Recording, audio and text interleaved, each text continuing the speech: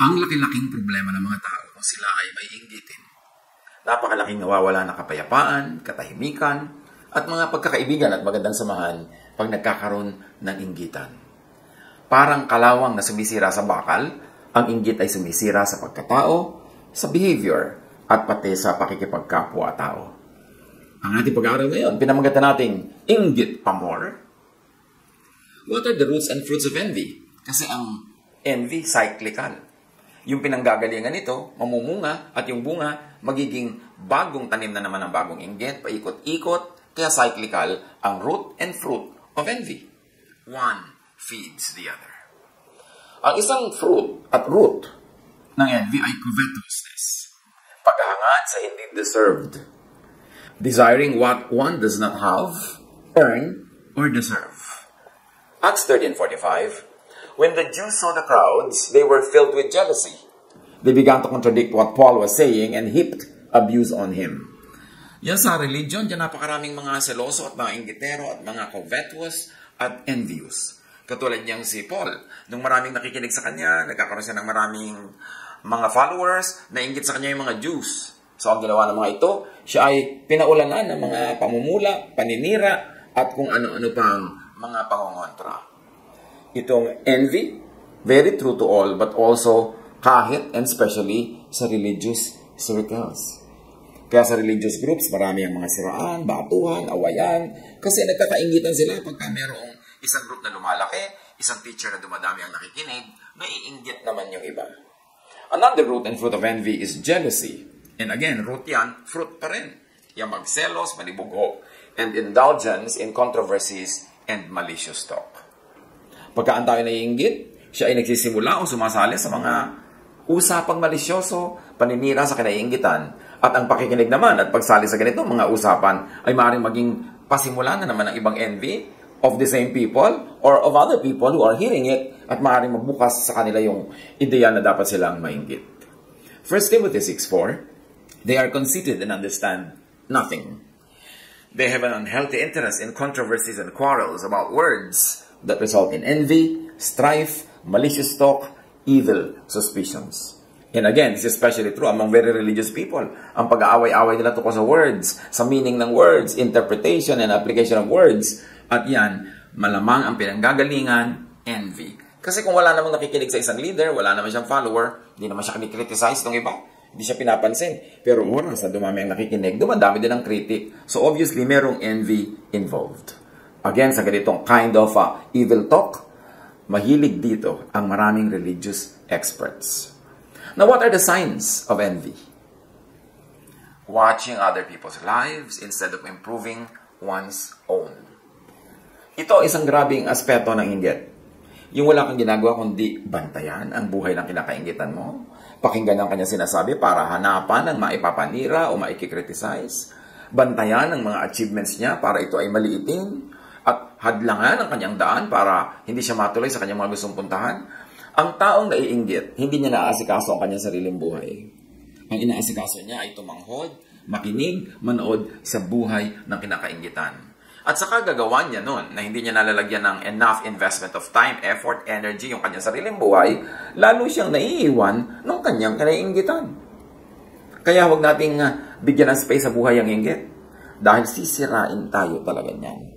Hindi ka na magkakaroon ng lakas para ayusin ang iyong buhay dahil inubos mo na yung lakas mo sa pag-inggit, sa pananood, sa paninira ng taong kinaiinggitan. Another sign of envy is belittling other people's achievements. Yung alam mo na may na-achieve siya, meron siyang magandang nagawa pero binabaliwala mo, pinapaliit mo yung malaki niyang ginagawa, nagbubulag-bulagan ka sa magaganda niyang nagagawa. Yan ay sign of envy. At yung maligning others, especially achievers. Yung pagka may ginawang magandang 10 ay ang hahanapin mo, yung 1 o 2 hindi maganda, o yung hindi nagawa, o sisiraan mo siya. Kung hindi mo masira ang kanyang achievement, at sisirain mo ang kanyang pagkatao, ang mga bagay na may kinalaman sa kanyang personal na buhay, these are all signs of envy. At bakit natin ito pinag-uusapan? Kasi pwedeng tayo mismo nagiging biktima ng pagiging mainggitin, o tayo ang sinisira ng mga naiinggit. And in that case, hindi mo dapat pansinin ang mga naiinggit sa'yo. Basta malinis ang iyong konsyensya, ang iyong budhi ay nakasang-ayon sa magandang kalooban ng Diyos. You can look into God's face in spite of what your critics tell you because alam mo na malinis ang iyong puso, tama ang iyong ginagawa, although hindi ka perfect, pero generally maganda at mabuti ang iyong ginagawa, huwag mong pansinin ang critics. Uubusin nila ang iyong lakas. Uubusin nila ang iyong energy at maging ang iyong vision for a fruitful life. So kung yung mga inggitero, lagi nilang binabantayan kung ano ang ginawa mo, huwag mo namang bantayan at hintayin marinig ang mga report kung ano ang sinasabi tungkol sa iyo ng mga naiinggit sa iyo. It will only make you feel bad. It will only negate you from your good race that you are running well. Kaya dapat huwag pansinin ang mga naiinggit.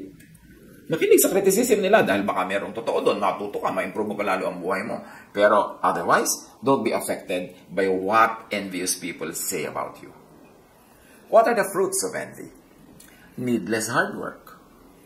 Maraming mga tao, kaya lang nila gustong maging number one. Halimbawa sa school, hindi dahil uhaw sila sa karunungan, hindi dahil gusto nila matuto. Gusto lang nila, sila yung panalo. O yung iba, naghahabol. Pagod na pagod kahabol. Hindi naman talaga hinahabol ang karunungan. Ang hinahabol ay mas mataas na grade doon sa taong gusto nilang talunin. Ganyan din sa politics, ganyan din sa negosyo, sa hanap buhay, sa anumang timpalak ng buhay na mayroon nagko-contest. Yung naghahabol ka, pagod na pagod ka, talaga bang gusto mong habulin yan? O meron ka lang gustong lampasan na tao? At kung yun lang, sayang ang pagod, sayang ang buhay. Sayang ang panahon na nagtatatakbo kang manalo sa isang karera na hindi mo naman talaga gusto yung finish line. Gusto mo lang malampasan yung ibang tumatakbo. So, needless hard work. Ecclesiastes 4:4. And I saw that all toil and all achievement spring from one's envy of another. This too is meaningless, a chasing after the wind. Yung meron ka lang inggit sa kapitbahay mo, kaya yung bahay niya 2 palapag, ikaw kailangan talagang 3.5 floors para mas mataas, kahit tumatagilid na, natutumba na yung bahay mo. Katulad ng liwawa ng mga bansa-bansa dyan, yung bansang ito ang may pinakamataas na building sa buong mundo. Talaga bang kailangan nila yung building na yon? O gusto lang nilang mahigitan yung ibang bansa na mayroong matataas na buildings? Pero nakakatulong ba sa kanilang economy? Mabuti ba talaga sa kanila? Worth ba talaga ng investment? Yung ikaw ang mayroong pinakamahabang bahay sa inyong kalye, yung ikaw ang may pinakamaraming sapatos o damit, yung ikaw ang may pinakamaraming members kung yan ay club o group o church, yung ba talaga ang yung goal kung meron ka lang ibang gustong madaig? Importante na suriin natin ang ating sarili. Kasi ang kapayapaan ng Diyos, ang katahimikan ng buhay, wala sa contests, wala sa inggit. At manalo ka man sa contest ngayon, bukas may contest na uli, you have to defend your crown. Foreigner ka na, hindi ka na incumbent. Tapos ka na, so sandaling-sandali ka lang naging number 1, tapos may dadaig din sa'yo. Pero how much did you have to pay for this? Siyempre, meron naman mga nagiging number 1 dahil talagang natural lang magaling talaga sila. Kahit anong gawin nila magiging number 1, then that's fine.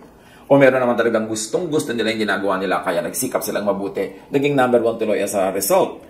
Pero yung gusto mo lang maging number 1 for the sake of being number 1, for the sake of overtaking everyone else, it's not worth it. Sayang. Sayang ang childhood na hindi naging child yung bata dahil sobrang pinagko-compete ng magulang. Sayang yung youth na hindi ka naging youthful dahil sobrang ka nag-mature agad para maging ikaw ang youngest lawyer or youngest doctor or youngest anybody in your profession. Ang tanong lang ito masaya ka ba? Sumaya ka ba? O patuloy ka bang pinapasaya ng iyong number 1 position na yan? Don't do anything out of envy. Huwag kang gagawa ng anumang bagay para lang meron ka mga kapong madaig. Hayaan mo sila. Kasi yung iba na talagang mataas ang posisyon nila sa kanilang larangan na pinili sa buhay. Kasi line nila yon, natural talent nila. O gustong-gusto nila talaga. Kung ikaw, gagawin mo lang yung sobrang pagod, yung sobrang hirap, dahil lang gusto mong may madaig na tao, pero yun namang achievement by itself is not really your joy, it's not a good way to live. It is a waste of time. It is a waste of energy. Ano pa ang bunga ng envy? Evil practices and disorder. Pagka may inggitan, may evil deeds, may evil practices, may kaguluhan. Kasi ang mga naiinggit, nawawalan na ng katwiran. Makapanira lang kahit pati sila masira.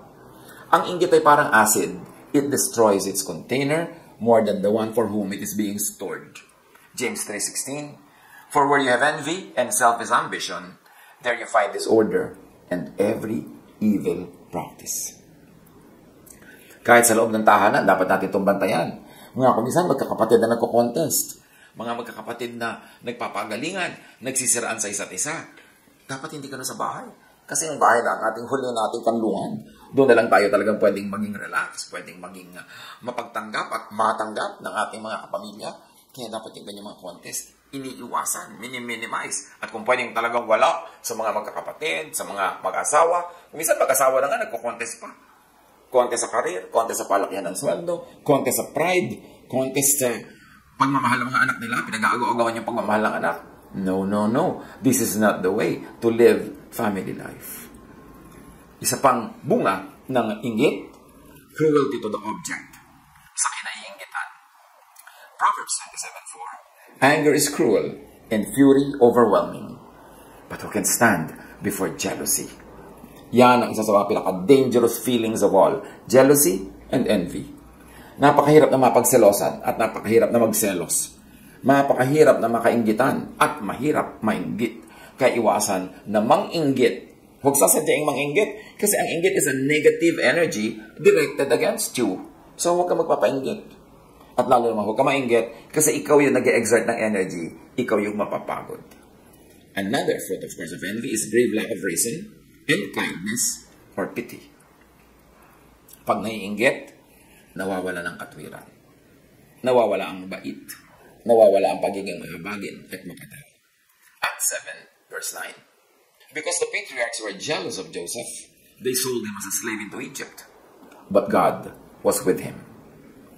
So, kapatid nila, sarili nilang dugo, ibebenta nila para maging alipin dahil lang naiinggit sila dahil parang mas mahal ng tatay nila itong si Joseph. But of course, God continues to bless the blessed. Kaya hindi naman nawala ng blessing si Joseph kahit na isinel pa nila into slavery. In fact, lalo pang gumanda ang buhay nito nung lumaon. Another fruit of envy is non-growth. Tulad ng binanggit natin kanina, ang naiinggit, inuubos ang lakas niya sa panonood ng kinainggitan, sa paninira sa kinakainggitan, at sa pagtanghod sa buhay ng may buhay. Hindi niya tuloy na asikaso ang kanyang sariling buhay. Natural. Hindi siya lalago, hindi siya asenso. Disqualification from blessings is another fruit of envy. Pag naiinggit ka, tinatanggalan mo ang sarili mo ng pribilehiyong tumanggap ng pagpapala. 1 Corinthians 3:1-3. I could not address you as people who live by the Spirit, but as people who are still worldly, mere infants in Christ. I gave you milk, not solid food, but you were not ready for it. Indeed, you still are not ready. You are still worldly. For since there is jealousy and quarreling among you, are you not worldly? So pagiging makalupa lang at hindi makalangit ang pagiging mainggitin at mapanibughuin. It disqualifies us from receiving blessings from heaven. And of course, another fruit of envy is death and decay. When you are envious, something in you dies. And when you're continuously being envious, you keep on dying in many parts of your personality, in many parts of your heart. Job 5:2. Resentment kills a fool, and envy slays the simple. Yan talagang pag nagre-resent ka, naiinis ka, nagagalit ka dahil may umaasenso, dahil merong masaya, dahil merong progresibo, ikaw ang namamatay.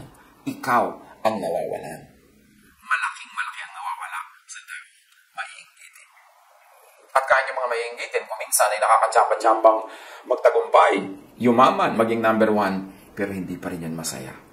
Kasi pag envious ka, hindi ka matatahimik kahit hawak mo ang trophy. Kasi iniisip mong baka may umagaw sa iyo mamaya, baka mapunta yun sa iba bukas, kaya kahit hawak mo yun, hindi ka nag-enjoy.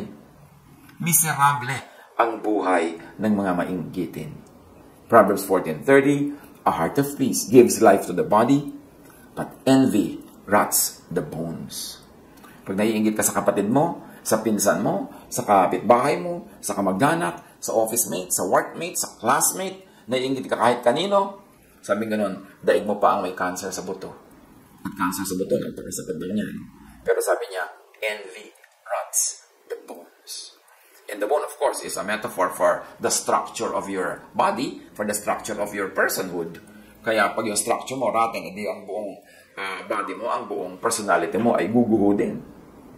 Ano ang magandang pangkontra sa inggit? Wala nang dadaig pa sa love. Love for God. Pagkamahal mo ang Diyos, walang space yung mainggit ka pa sa iba. Kasi napupuno ka ng pagmamahal mo sa Diyos. Love for God's work and for other workers. Love for what is good. Kaya nang turo ni Jesus lagi, i-develop natin yung love, lagi natin i-consider, bigyan ng space, choose the loving ways, kung maraming paraan ng pag-handle na isang situation, choose love, because love begets love. At sabi sa 1 Corinthians 13:4, love is patient. Love is kind. It does not envy. It does not boast. It is not proud. At sino ang taong mapapahinga? Hindi yung hindi proud, yung hindi boastful. Kasi hindi niya kailangan mag-maintain ng image na ginagawa niya tungkol sa kanyang sarili. Hindi niya kailangan laging daigin ang kanyang kapwa. Hindi niya laging kailangan maging the best and number one. Makakapahinga siya. Relaxed ang kanyang buhay. Ano pa ang pangontra sa envy? Ask God for what you want so you could be happy with what you make and with what you have. Ask God so that you could be happy with life. Ask. Ano pa talagang gusto mo sa buhay?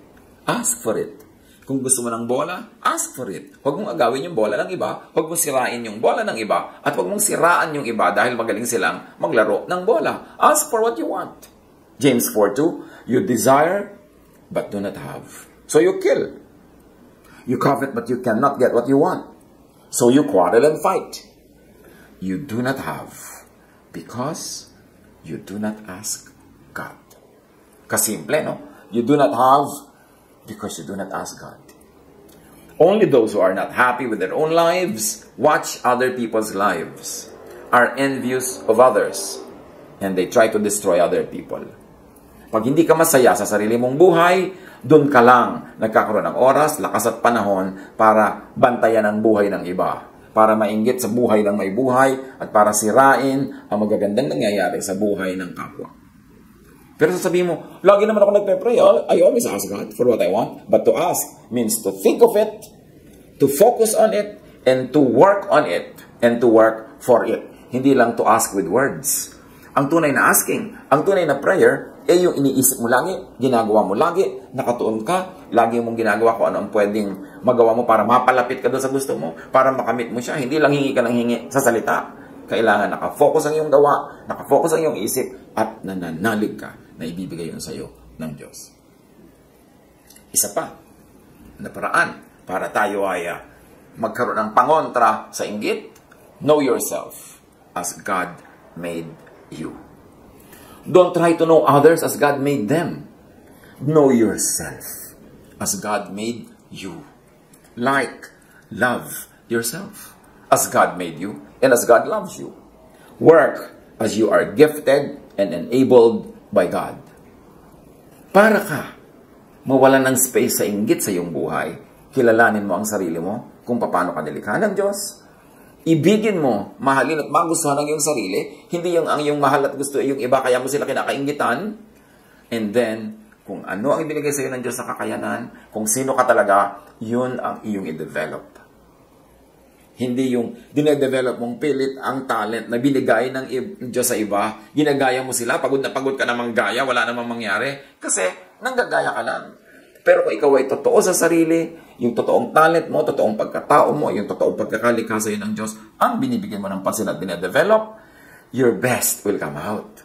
So, stop watching other people's lives. Stop imitating others. Stop trying to be what you are not. And begin by being yourself. At pag ikaw ay totoo sa sarili, matapat sa sarili, hindi nagpapa-influence sa iba para itakwil mo ang iyong sarili at magbalat kayo kung sino man ang gusto nilang makita sa iyo, yun ang ipapakita mo. Pero fake, be yourself. That's the only time when you can be the best version of your own self. Psalm 139:13-14. For you, O God, created my inmost being. You knit me together in my mother's womb. I praise you because I am fearfully and wonderfully made. Your works are wonderful. I know that full well. So, ang sinasabi niya sa Maker, nilikha niyo ako, kayo ang bumuo sa aking pagkatao, kayo ang tumahi, nag-weave, kayo ang bumuo sa akin. Therefore, magaling ako, maganda ako, mahusay ako, kasi kayo ang gumawa. Not because of me, but because of you, O God, my Creator. Psalm 139:16. Your eyes saw my unformed body, O God. All the days ordained for me were written in your book before one of them came to be. So, Hindi ito exact kapalaran na pati kung sinong mapapag-asawa mo sa kapagtitira, Diyos ang nag-decide. Hindi itong ibig sabihin nun. Pero ang sinasabi lang dito, kayo ang lumikha sa akin at alam nyo kung ano mangyayari sa buhay ko kasi nilikha nyo ako na ganito o ganyan. So kung nilikha nyo ako na magaling sa math, alam nyo na dapat magiging mathematician ako. Nilikha nyo ako na artist, alam nyo na dapat magiging artist ako at doon ako magiging mabunga, doon ako magiging masaya pag naging totoo ako according to your design. And that's what it means. All the days ordained for me were written in your book. Pero kahit inordain ng Diyos na ikaw magiging artist, pag hindi mo din-develop yon o may mga pumigil sa'yo at nagpapigil ka naman, pwede mong ibahin ang mangyayaring detail lang yung buhay kasi meron ka ring free will, meron kang prayer power. At sabi nga ni Jesus, so prayer, ask this mountain to move and it will. So, pwede mo ring ibahin ang nangyayari sa iyong buhay kung pagtutuunan mo ng pansin, iisipin mo, ipapanalangin mo, at pagtatrabahuhan mo.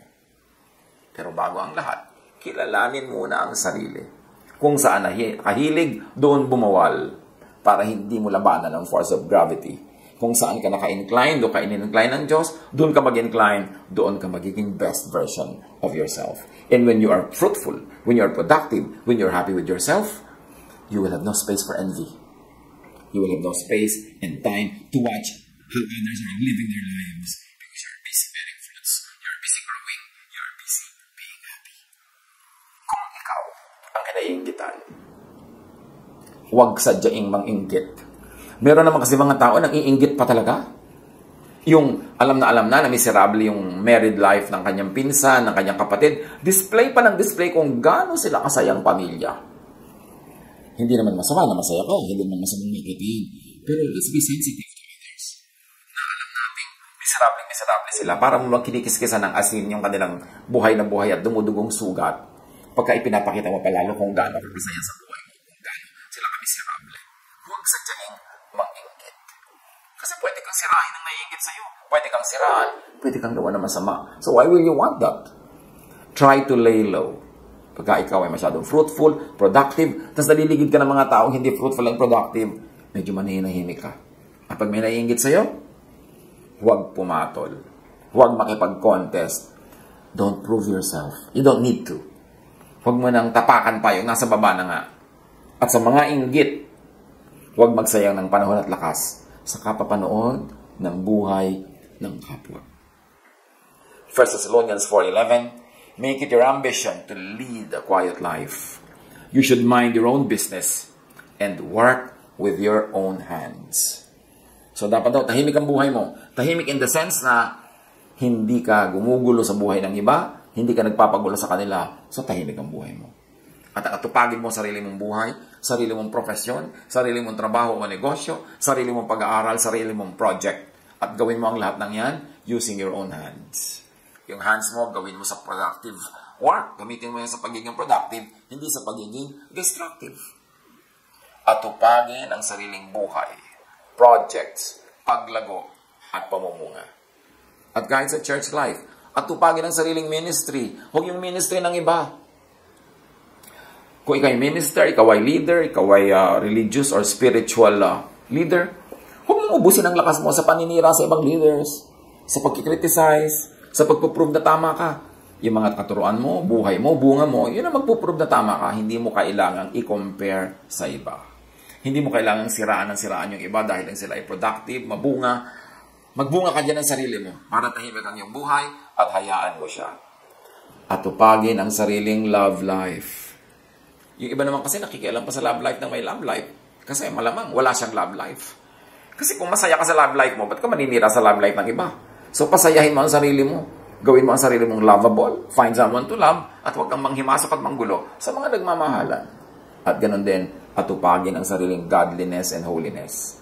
Kung godly ka, kung holy ang iyong buhay, huwag kang mambato ng kapwa. Huwag kang tumapak sa mga ikonoconsider mong makasalanan. Huwag kang mag-criticize. Huwag kang mag-judge. Huwag kang rebuke ng rebuke. Tapos sabihin mo, open rebuke is better than secret love. Which is, of course, obviously, 90% of the time, misunderstood, misinterpreted, and misapplied. At tupagin ang sariling buhay, intindihin ang sariling achievement, maging masaya sa sarili, huwag magsayang ng buhay, ng sariling buhay, watching other people's lives. Huwag mainggit, ikaw ang talo. At kung kinaiinggitan, fly beneath the radar. huwag na lang magpapansin pa. Makabubuti sa'yo kung ikay achiever, fruitful, masaya, nang huwag kang mapansin ng mga naiinggit. I-apply ito sa buhay. Pag-isip-isipan para sa sariling kapakanan. God bless us all.